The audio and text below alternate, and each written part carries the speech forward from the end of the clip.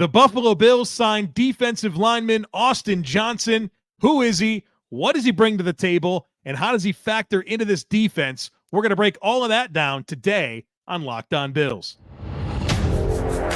You are Locked On Bills, your daily Buffalo Bills podcast. Part of the Locked On Podcast Network, your team every day.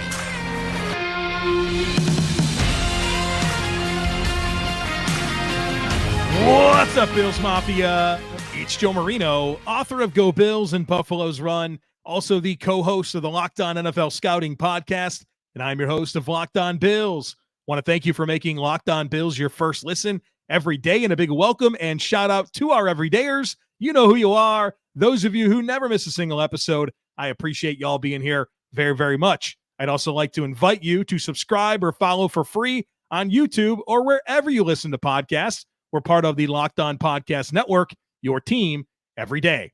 Well, folks, welcome in.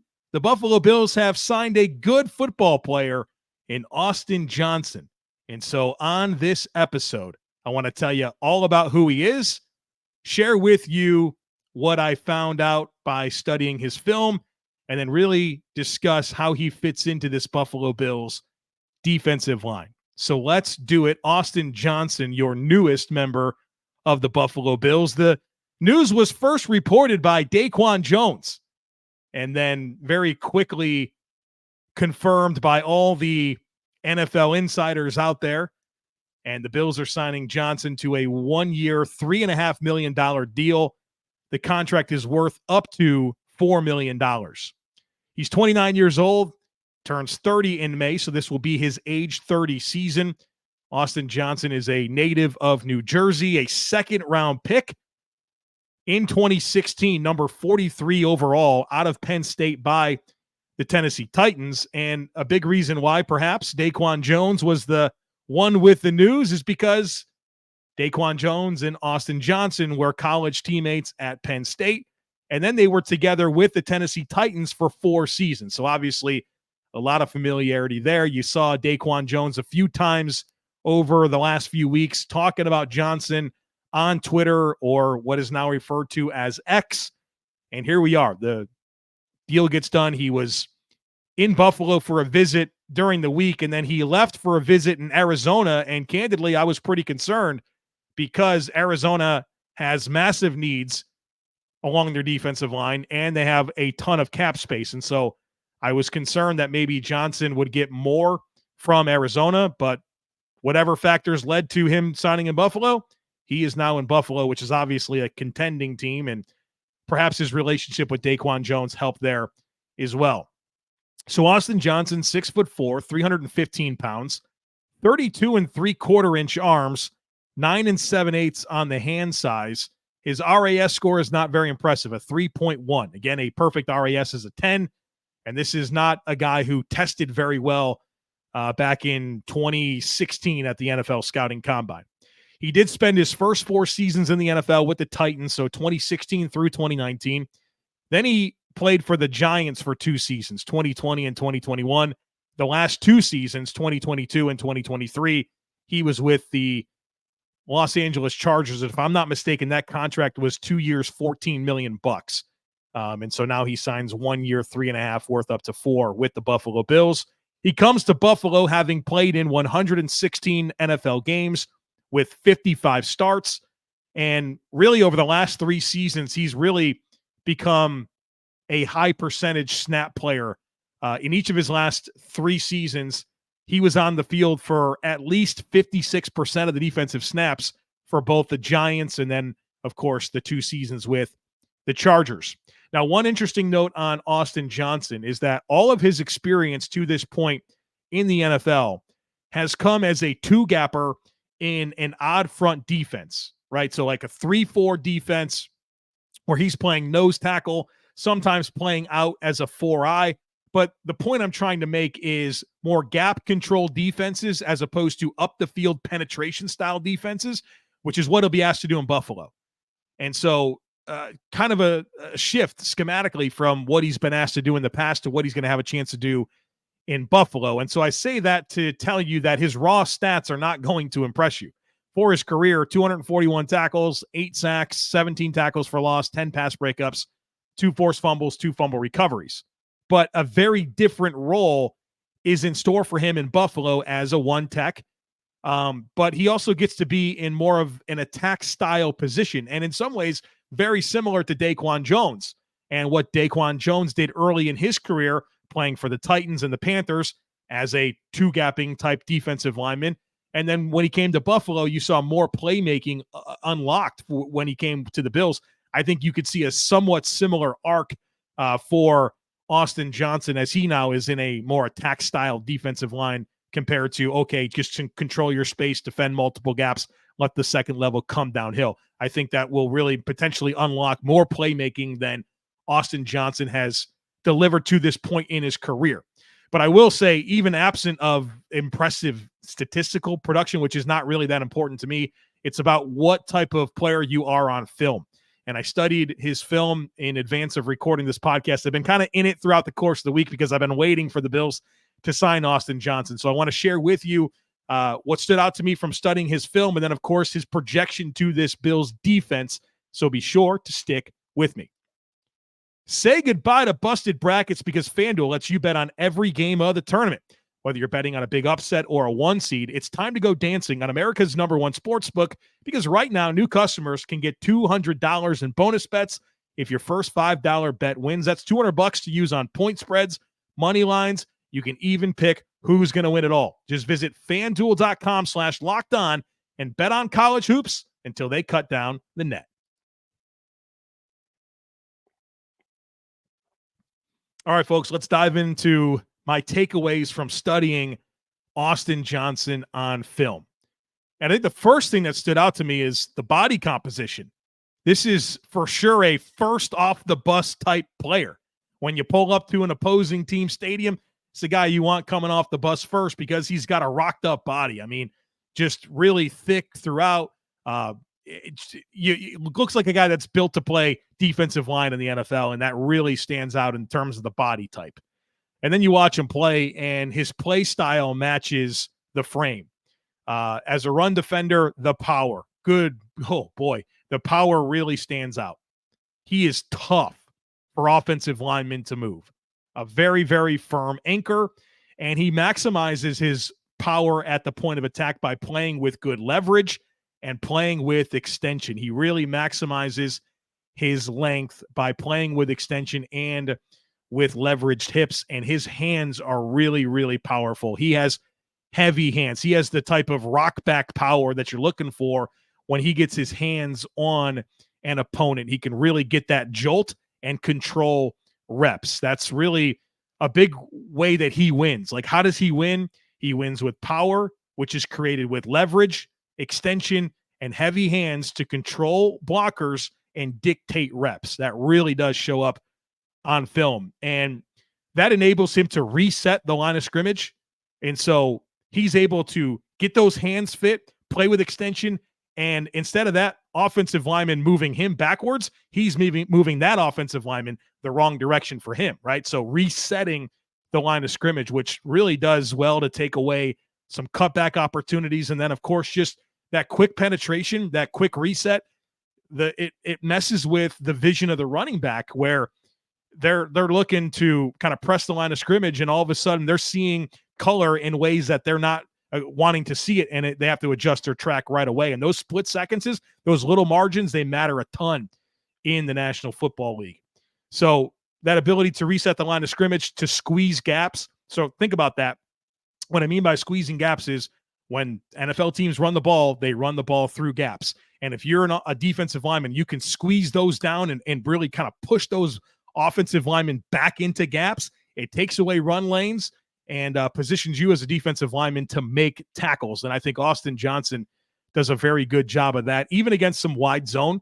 When they try to get that horizontal movement, Austin Johnson's really able to kind of just get his hands placed and stymie that horizontal movement that the offensive lineman's trying to create with him, and really just kind of affect that running back and change their process, because they're no longer on the track that they want to be, because Austin Johnson was able to disrupt that. So a powerful player against the run in just about every imaginable way. He's a very strong processor as well. So it's one thing to be big and strong and powerful and have heavy hands, but if you don't know where the ball's going, if you don't know what the blocking scheme's trying to get done, well, it's not really going to matter much. And so I think Austin Johnson complements his power and functional strength with his ability to process and read and play the run. He's very good at that. And he also does pretty well against double teams. And I love how he competes to like split doubles and not allow them to really displace him. So a very, very good run defender in just about every way. Also deconstructing blocks, right? I mean, you can be big, strong, powerful, heavy hands, long arms, but if you don't know how to deconstruct a block, it's not going to matter much. Austin Johnson showcases that to you on film. So I think this is a really quality run defender in a lot of ways. As a pass rusher, I can appreciate how busy his hands are. He's working hard to reduce rush angles and power through and shorten the distance to the quarterback with his ability to like power through the edges of blocks. He's got a little bit more juice and flexibility than you think. Once he kind of gets into the snap and he's able to put himself in a position to control and dispose of blocks, he's got some flexibility to work with, and he's got some level of burst that's appealing to put some heat on the quarterback. But I would say he just doesn't have the get off the ball to be overly dynamic as a pass rusher. So I think he's a little bit more than just a pocket pusher, right? Some of these big defensive tackles, their real benefit on passing downs is how they can collapse and push the pocket. I think he's got a little bit more, but if you're expecting him to explode off the ball, hit a rush move, corner, and really just explode to the quarterback, I don't think you're gonna get that type of player. He's not a super dynamic pass rusher, but he does have that ability to push the pocket, but also just like a little bit more once he's able to disengage and kind of work to half a man, and he can power through and make an impact. But I wouldn't expect a whole lot of pressure production and pass rush production. I think he could probably benefit the defensive line because for as much as you love to see guys win one-on-one battles, a lot of pass rush is how the guys rush together and what the plan is to attack the pocket. And so I think Austin Johnson, the Bills can use him to kind of set some picks and just say, hey, we need you to blow up this guard or blow up this center, and that's going to create the lane necessary for Ed Oliver to loop around or for that edge rusher to come through and slant through that gap, right? I think that's where he can provide some value as well on passing downs. So how does he fit this Buffalo Bills defense? Well, first of all, let's acknowledge that the Buffalo Bills desperately needed to add Austin Johnson or a comparable player. After Ed Oliver and Daquan Jones, who I think is a very excellent pair of starting defensive tackles, like that's a very good pair. They didn't have anything, right? It was like Eli Ankou on a futures deal, and that was it. So your depth was just in rough shape, and now you have added a meaningful piece of your defensive tackle rotation. I said it earlier in this week, even if Ed Oliver plays 70% of the snaps and Daquan Jones plays 60% of the snaps, you still have 70% of the snaps at defensive tackle to fill, and this is a great way to fill them by getting Austin Johnson onto your team. So the Bills needed him in a big way. He should provide great depth behind Daquan Jones at one tech. I think that's probably his primary job. There might be some situations, some obvious goal line stuff where you might want Daquan Jones and Austin Johnson lined up in the A gaps, and it's, short yardage stuff, goal line where they could play together. I think that would make a lot of sense, and you could still have Ed Oliver on the field in some of those heavier personnel groupings that you want to have with your defensive line. Obviously, a major asset to this run defense. I think that is very obvious with how I raved about the power that he plays with and how good of a run defender he is. He's going to make the Bills' run defense better. I also think that his skill set unlocks some multiplicity with the fronts that the Bills can run. If they want to play with more odd fronts, I think Austin Johnson can line up all the way from a head up over the nose all the way to a 4-eye alignment, which is in the inside shoulder of the offensive tackle.